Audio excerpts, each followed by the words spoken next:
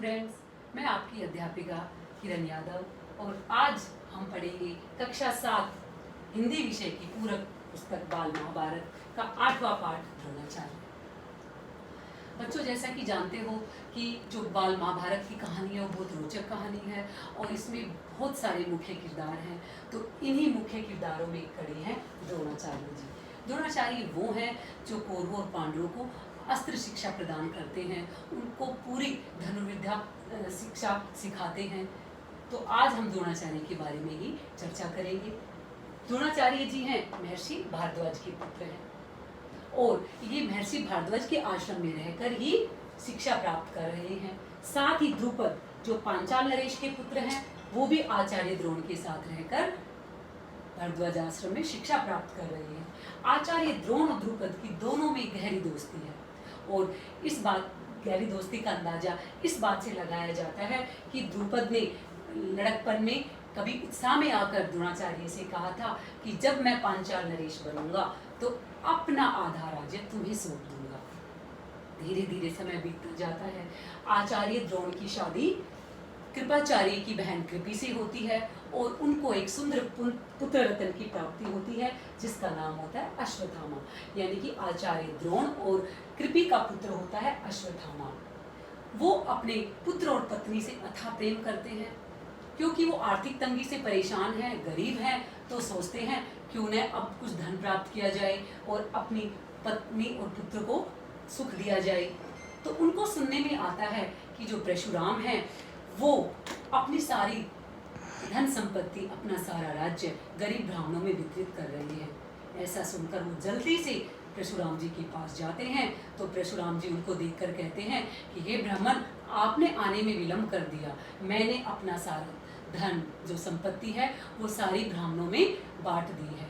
अब मेरे पास केवल मेरा शरीर और मेरी धनुर्विद्या है। आप बताइए, आप में से कुछ चाहिए? तो द्रोणाचार्य जी धनुर्विद्या के लिए मान जाते हैं और परशुराम उनको पूरी धनुर्विद्या का रहस्य सिखाते हैं।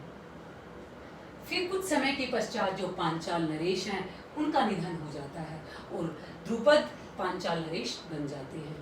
जब द्रोणाचार्य को ये बात पता लगती है तो उनको बहुत खुशी होती है, क्योंकि उनको बचपन की बात याद आती है कि जो द्रुपद ने कही थी कि जब मैं पांचाल नरेश बनूंगा तो अपना आधा राज्य तुम्हें सौंप दूंगा। यही बात सोचकर कि आधा राज्य ना सही कुछ धन तो मिलेगा, इसी धन लालसा की इच्छा से वो द्रुपद के राज्य में जाते हैं। तो जब द्रुपद के वहां जाते हैं, पांचाल देश जाते हैं, तो द्रुपद आचार्य द्रोण को देखकर खुश नहीं होते। जब आचार्य द्रोण उनको याद दिलाते हैं कि मैं तुम्हारा दोस्त हूँ, बचपन का दोस्त हूँ, तो द्रुपद को बहुत गुस्सा आता है और वो सोचते हैं कि तुम्हारी हिम्मत कैसे हुई, एक गरीब ब्राह्मण की हिम्मत कैसे हुई एक राजा को अपना दोस्त बनाने की।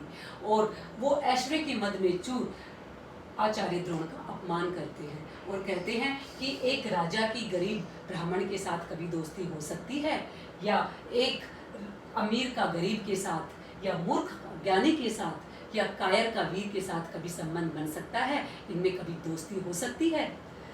लेकिन जो द्रुपद हैं वो आचार्य द्रोण को बार बार अपमानित करते हैं।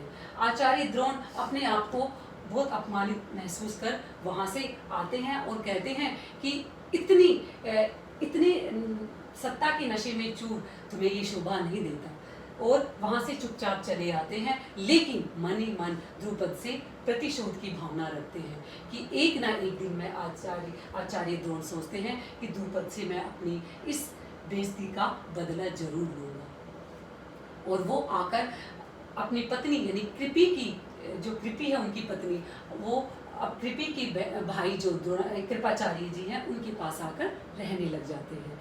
हस्तिनापुर में रहते हैं। हस्तिनापुर कौरवों और पांडवों की राजधानी है। उनका जो सारा राज्य है वो यहाँ हस्तिनापुर से संचालित होता है। कौरव और पांडव राजकुमार हैं और जो भीष्म पितामह हैं वो उनके वंश की सबसे बुजुर्ग हैं जिनको पितामह कहा जाता है। तो वो जो द्रोण है वो हस्तिनापुर में आकर कृपाचार्य के यहाँ गुप्त रूप से रहते हैं। एक दिन जो राजकुमार है यानी कि कौरव और पांडव वो बाहर मैदान में खेल रहे होते हैं और उनकी जो गेंद होती है वो कुएं में जाकर गिर जाती है। सारे राजकुमार परेशान होते हैं कि कैसे इस गेंद को कुएं से निकाला जाए। तो जो द्रोणाचार्य जी हैं वो चुपचाप खड़े ये सब देख रहे होते हैं और वो राजकुमारों से कहते हैं, राजकुमारों, यदि मैं तुम्हारी गेंद कुएं से निकाल दूं तो तुम मुझे क्या दोगे? इस पर राजकुमार यानी कि जो युधिष्ठिर हैं, सबसे बड़े हैं, वो हंसते हैं और कहते हैं, अगर आप हमारी गेंद निकाल दोगे तो आपको हम कृपाचार्य के यहाँ दावत देंगे। द्रोणाचार्य कहते हैं कि चलो मैं तुम्हारी गेंद निकालता हूँ।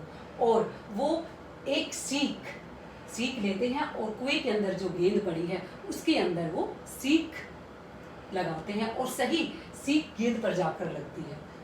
और फिर एक के बाद एक सीख, उस जो अंदर जो सीख है उसके ऊपर सारी सीखें चिपकती जाती है, एक के ऊपर एक सीख को लगाते चलते हैं। और जब वो अंतिम जो सीख जो बाहर आ जाती है, कुएं से बाहर आ जाती है, तो उसको पकड़कर वो गेंद को बाहर निकाल देते हैं। ये सब सारे राजकुमार देख रहे होते हैं, उनको बड़ी हैरानी होती है कि इन्होंने ऐसा कैसे कर दिया, क्योंकि उनकी जब गेंद कुएं में गिर गई थी तो युधिष्ठिर की अंगूठी भी इस चक्कर में कुएं में गिर गई थी, गेंद निकालने के चक्कर में। तो राजकुमार कहते हैं कि आपने, हे ब्राह्मण, आपने हमारी गेंद निकाली है तो आप क्यों ना युधिष्ठिर की अंगूठी भी कुएं से निकाल दें। तो जो द्रोणाचार्य जी हैं वो अपने धनुष कमान खींचते हैं और तीर से जो अंगूठी है उस पर सही निशाना लगाते हैं और निशाना सही जो तीर की जो ये चोंच है यानी कि जो ये ऊपरी हिस्सा है वो अंगूठी पर जाकर लगता है और तुरंत अंगूठी को बाहर निकाल लाते हैं। ये सारे राजकुमार देखकर बहुत अचरज में पड़ जाते हैं कि ये कोई साधारण मनुष्य नहीं है। और वो कहते हैं कि आप हमें अपना परिचय दीजिए, आप कौन हैं, क्योंकि साधारण मनुष्य तो ऐसा नहीं कर सकता। तो इस पर द्रोणाचार्य जी कहते हैं, ये सब तुम अपने भीष्म पितामह से जाकर पूछो। सारे राजकुमार भीष्म पितामह के पास जाते हैं और उनको सारी कहानी सुनाते हैं। तो भीष्म पितामह पल में ही समझ जाते हैं कि ये सारा कार्य द्रोणाचार्य के अलावा और कोई नहीं कर सकता। और वो सारे राजकुमारों को आदेश देते हैं कि आज से तुम सारी अपनी धनुर्विद्या और जो अस्त्र शिक्षा है वो द्रोणाचार्य से ही सीखोगे। द्रोणाचार्य जी सारे राजकुमारों को धनुर्विद्या की शिक्षा प्रदान करते हैं, सारी जो अस्त्र शिक्षा का जो रहस्य है वो उनको देते हैं और सारे राजकुमारों को पारंगत बनाते हैं। अंत में जब गुरु दक्षिणा की बात आती है तो द्रोणाचार्य जी कहते हैं कि मुझे द्रुपद, जो पांचाल नरेश हैं द्रुपद, उनको बंदी बनाना है, तो तुम राजकुमार जाओ और द्रुपद नरेश को बंदी बनाकर लेके आओ। तो सबसे पहले दुर्योधन और कर्ण जाते हैं, लेकिन दुर्योधन और कर्ण के बस में ये बात नहीं आती है और वो वापस लौट आते हैं।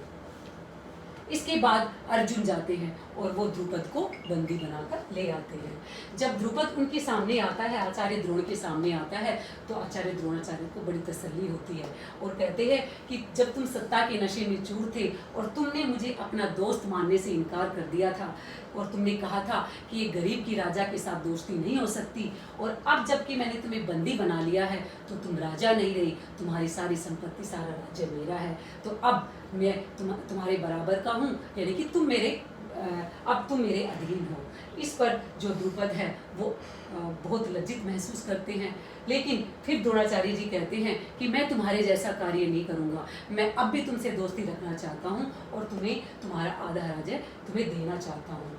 और जो राजा द्रुपद है वो अपमानित तो महसूस होते हैं और वो वापस चले जाते हैं, लेकिन जब कभी मनुष्य को इतना अपमानित होना पड़े तो अंदर ही अंदर उसके अंदर घृणा भर जाती है और वो घृणा बदले लेने की भावना की होती है और वो आचार्य द्रोण से बदला लेने के बारे में सोचते हैं। जो द्रुपद है वो वापस आकर कठोर तपस्या और व्रत करते हैं।